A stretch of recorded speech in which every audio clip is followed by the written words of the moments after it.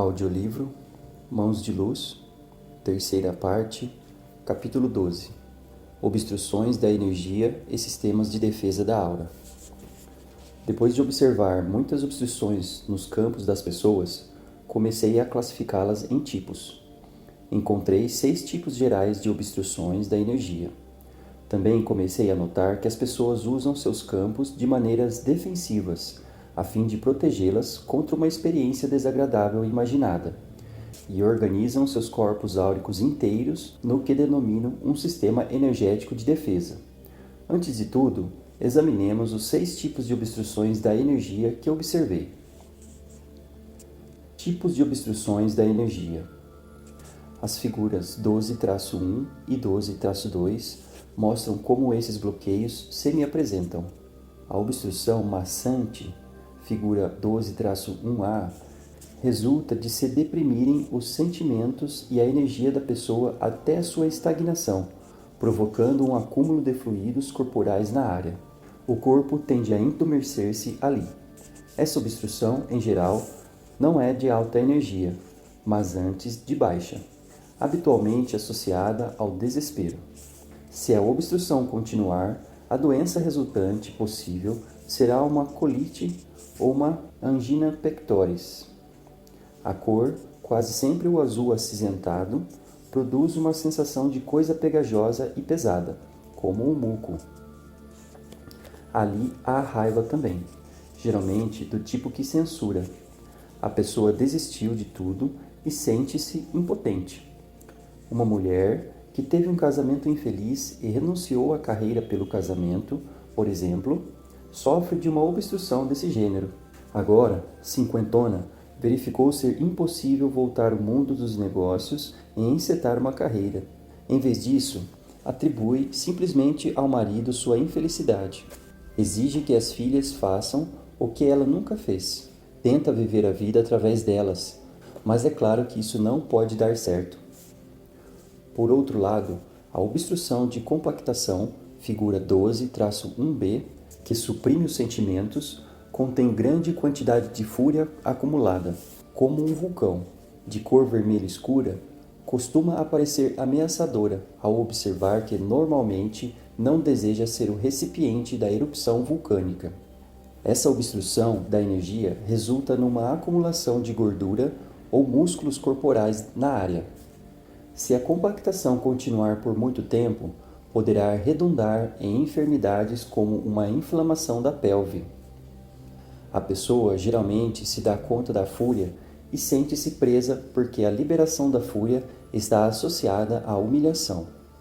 Uma mulher que conheci chegou à conclusão, na infância, de que o fato de experimentar sensações sexuais acarreta humilhação.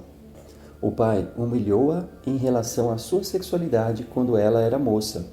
Resultado: ela bloqueou suas vigorosas sensações sexuais e as manteve apertadas na pelve. As sensações sexuais contidas, pouco a pouco, se transformaram em fúria. E, porque a fúria não se soltou, graças ao medo da humilhação, o acúmulo de energia estagnada na pelve produziu uma infecção. Depois de anos de pequenas infecções crônicas, ela ouviu finalmente o diagnóstico de que sofria de uma inflamação na pelve. A armadura de rede, figura 12-1C, é uma obstrução eficaz, porque ajuda a pessoa a evitar sentimentos, sobretudo o medo, pela rápida movimentação das obstruções quando ela é desafiada, quer numa situação de vida, quer na terapêutica. Se o terapeuta, por exemplo, procurar liberar uma obstrução pelo exercício ou pela massagem profunda, a obstrução simplesmente se mudará para outra parte do corpo. Esse tipo de obstrução provavelmente não dará início a uma doença tão depressa quanto os outros tipos de obstruções. Tudo parecerá maravilhoso na vida do paciente. Ele será bem-sucedido no mundo, terá um casamento perfeito e filhos modelo, mas, em que se pese a tudo isso, terá a vaga sensação de que lhe falta alguma coisa. Essa pessoa só será capaz de tolerar sentimentos profundos por um curto período de tempo antes de pular fora deles. Por fim, criará alguma crise em sua vida a fim de irromper os sentimentos mais profundos. Essa crise pode assumir qualquer forma, como uma doença inesperada e súbita, um acidente ou um caso de amor. A armadura de placa, mostrada na figura 12-2A, congela todos os tipos de sentimentos, que são mantidos no lugar em volta do corpo, por um campo de alta tensão generalizada. Essa armadura ajuda eficazmente a pessoa a construir uma vida bem estruturada no nível exterior. O corpo será bem construído, os músculos tenderão a ser rígidos. No nível pessoal, a vida será menos satisfatória, porque a armadura de placa, na verdade, anula os sentimentos, criando alta tensão em todo o corpo. Tensão que pode redundar em tipos diferentes de doenças, úlceras decorrentes do excesso de trabalho ou problemas cardíacos consequentes ao empurramento da vida sem alimentação pessoal. Porque não pôde sentir bem o corpo, como, por exemplo, a tensão nos músculos longos, a pessoa fará provavelmente pressão excessiva sobre os músculos, causando uma distensão dolorosa dos extensores da perna ou uma tendinite. Essa pessoa também terá uma vida aparentemente perfeita, a qual faltará, todavia, uma ligação pessoal mais profunda. É provável que também acabe criando alguma espécie de crise de vida, como as crises supramencionadas, que ajudará a ligar-se à sua realidade mais profunda. Um ataque cardíaco obtém lindamente esse resultado para alguns homens. Conheço, por exemplo, um homem de negócios muito bem-sucedido, dono de várias revistas, todas de grande circulação. Ele andava tão absorto no trabalho que acabou se distanciando da família. Depois do infarto, os filhos chegaram-se a ele e lhe disseram: "Você precisa parar, pois, do contrário, morrerá. Ensine-nos a ajudá-lo a dirigir seu negócio." Ele ensinou-os, eles aprenderam e a família voltou a se unir. A obstrução pela depressão da energia, figura 12-2b, é uma simples redução da energia que flui pelo membro na direção da extremidade distal. A pessoa bloqueia os membros, não permitindo que a energia flua para eles, o que acarreta a fraqueza dos membros e, em alguns casos, até o subdesenvolvimento físico da área. Essa pessoa não fará uso do membro para evitar as sensações de fraqueza e, depois, os sentimentos mais profundamente associados, como o de não ser capaz de se manter de pé na vida ou de fracassar.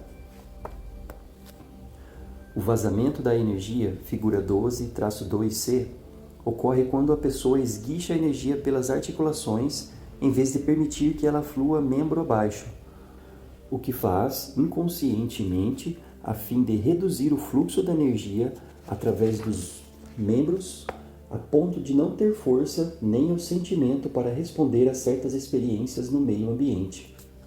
A razão por que não quer responder baseia-se na conclusão a que ela chegou na infância e segundo a qual a resposta só pode ser imprópria ou perigosa. Quando criança, por exemplo, ao estender a mão para alguma coisa que queria, deve ter levado um tapa na mão. Além disso, da evitação do uso do membro resulta a fraqueza do mesmo membro e também coordenação fraca.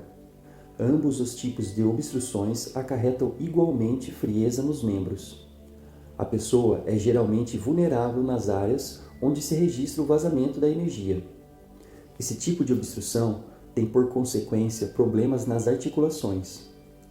Os tipos de obstruções que uma pessoa desenvolve dependem de muitas coisas, incluindo a personalidade e o meio ambiente infantil. Todos nós fazemos uso de várias obstruções. Quais são suas favoritas? Sistemas energéticos de defesa. Todos criamos obstruções porque o mundo nos parece inseguro. Obstruímos modelos que envolvem todo o sistema de energia. Nossos sistemas energéticos de defesa destinam-se a repelir, a defender-nos agressiva ou passivamente contra uma força que entra. Destinam-se a mostrar força e, dessa maneira, a assustar um possível agressor, ou a chamar a atenção para nós indiretamente sem admitir que isso é o que desejamos. Exemplos de sistemas energéticos de defesa que tenho observado mostram-se na figura 12-3 e são empregados quando o indivíduo se sente em perigo, com o porco-espinho, de cor geralmente cinzento esbranquiçada. A aura da pessoa se torna espinhenta e dolorosa ao toque. É brutal. Muitas vezes, quando ponho a mão em alguém que não quer saber da minha mão ali, sinto espinhos atravessando minha mão. A maioria das pessoas responde a essa defesa distanciando-se. Na forma de defesa do recuo, a porção da consciência e da aura da pessoa ameaçada deixa simplesmente o corpo numa nuvem de energia azul clara. Os olhos terão uma expressão vidrada, ainda que a pessoa simule estar ali, prestando atenção. O mesmo vale para a pessoa que está fora de si. A duração dessa configuração é mais prolongada que a do recuo, que varia entre alguns segundos e algumas horas. A manifestação fora de si costuma durar mais, dias ou anos talvez. Já vi pessoas que estiveram parcialmente fora do corpo durante anos em virtude de algum trauma ou de alguma intervenção cirúrgica precoce. Num caso, uma mulher sofreu uma cirurgia do coração aos 2 anos de idade. Já tinha 21 quando trabalhei com ela para ajudar-lhe os campos de energia a se assentarem com mais firmeza no corpo. Seus corpos mais elevados se desligavam parcialmente e flutuavam fora, acima e atrás dela. Esse desligamento resultou num desligamento dos seus sentimentos. A negação verbal está associada a muita energia, geralmente amarela, na cabeça, a uma severa obstrução no pescoço e a depressão da energia na metade inferior, que é pálida e imóvel. Em ordem a manter o status quo, a pessoa permanece verbalmente ativa a fim de sustentar alguma sensação de estar viva. A troca verbal mantém a energia fluindo na cabeça. A sucção oral está estreitamente relacionada com a negação verbal, por ser eficaz na sucção da energia daqueles ao redor, a fim de encher o próprio campo da pessoa, habitualmente incapaz de fazê-lo no meio ambiente natural. Em outras palavras, há qualquer coisa errada na capacidade da pessoa de metabolizar o suprimento de orgone da atmosfera circundante, o que a faz necessitar da energia pré-digerida dos outros. Podemos sentir essa forma de sucção na tagarelice verbal, tediosa e esgotante para o receptor, ou vê-la nos olhos de aspirador de pó de algumas pessoas. Essas pessoas gostam de estar em volta dos outros em alguma forma de socialização. Outras pessoas necessitam descarregar um excesso de energia, tipo os masoquistas, e fazem boa parceria com os sugadores orais. Juntos, satisfazem muito bem as necessidades um dos outros. Veja o capítulo 13. Os ganchos que vi na cabeça de algumas pessoas estão, geralmente, em indivíduos com uma estrutura de caráter psicopática e que se encontram no processo de ser confrontados, digamos, por um grupo de pessoas. Numa situação dessa ordem, eles são muito ameaçados e formam um gancho no alto da cabeça. Se as coisas realmente esquentarem, arremessam um gancho em quem quer que lhes pareça capaz de agredi-los. O gancho é geralmente acompanhado de uma declaração verbal. Por outro lado, se esse tipo de pessoa quiser enfrentar alguém, pode muito bem tentar agarrá-lo pela cabeça com a energia mental. O efeito possível sobre a pessoa confrontada é ficar presa no campo de energia do confrontador, até que este se assegure de que seu ponto de vista está sendo exposto e aceito como ele quer. Esse tipo de defesa ou ataque é muito ameaçador para o receptor, porque, a julgar pelas aparências, ele está sendo abordado logicamente com todos os passos racionais que conduzem à conclusão certa. Mas a mensagem nas entrelinhas que está sendo transmitida é que o receptor fará bem em concordar. Esse gênero de troca usualmente é acompanhado da implicação subjacente de que a pessoa confrontada é má e está errada, e de que o confrontador, por sua vez, é bom e está certo. Os tentáculos, exudantes, escorregadios, silenciosos e pesados, procuram alcançar o seu plexo solar, num esforço para capturar-lhe a essência e puxá-la para fora, a fim de ser devorada pelo buscador de segurança. Essa pessoa, embora cheia da própria essência, não sabe o que faz com ela, porque, no seu entender, permitir-lhe que se mova significa humilhação. Dessa maneira, ela é apanhada em seu desespero e perde o contato com a própria essência. Ela pode adotar a postura silenciosa, meditativa por algum tempo. Depois, os tentáculos passarão a trabalhar em sua essência, puxando-o para baixo. O pensativo silencioso, no entanto, é muito barulhento no nível energético. Destaca-se numa sala cheia de gente que se diverte ativamente. Logo estará rodeado pelos que desejam ajudá-lo e, inconscientemente, mais atilada e cortesmente, agradece a cada pessoa a ajuda oferecida, dizendo que não dará certo e pedindo outras sugestões. E assim o jogo continua. A pessoa que maneja os tentáculos crê precisar de alguma ajuda do exterior, mas o de que precisa é manifestar-se. Pode então tentar arremessar setas verbais para provocar alguém e enraivecê-lo. As setas não são dolorosas apenas verbalmente, mas também energeticamente. Voam pelo ar e atingem o receptor com muita precisão e eficácia. O arqueiro espera inconscientemente que a dor infligida provoque raiva, o que lhe dará um pretexto para soltar a própria raiva de um jeito que evite a humilhação. Dessa maneira intencional, precisa, mental, ele procura humilhar a outra pessoa e, ao mesmo tempo, evitar sensações na metade inferior do corpo. A pessoa que se utiliza da defesa histérica responderá alegremente às setas, explodindo. O tipo histérico explodirá de maneira que invade o campo de toda a gente com relâmpagos e explosões de cor, com tamanha fúria que a ameaça e intimida pela mera força do poder e do caos. Seu propósito é afugentar todos da sala. A pessoa que emprega o refreamento dentro dos limites afasta-se da situação, ao mesmo tempo que fortalece e engrossa seus limites no intuito de permanecer incólume. A mensagem assim transmitida é uma mensagem de superioridade. Outro pode simplesmente proclamar a própria supremacia com uma exibição robustamente ordenada, bem controlada, de força de vontade, que explode e ilumina sua aura, de modo que não haja dúvidas sobre quem é que manda aqui e com quem não se deve brincar. Exercícios para encontrar sua própria defesa. Experimente cada um desses sistemas de defesa. Qual é o que você usa? Experimente com um grupo de pessoas.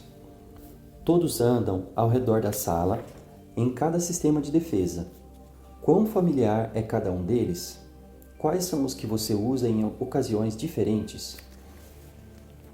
Existem provavelmente muitos outros sistemas de defesa em uso.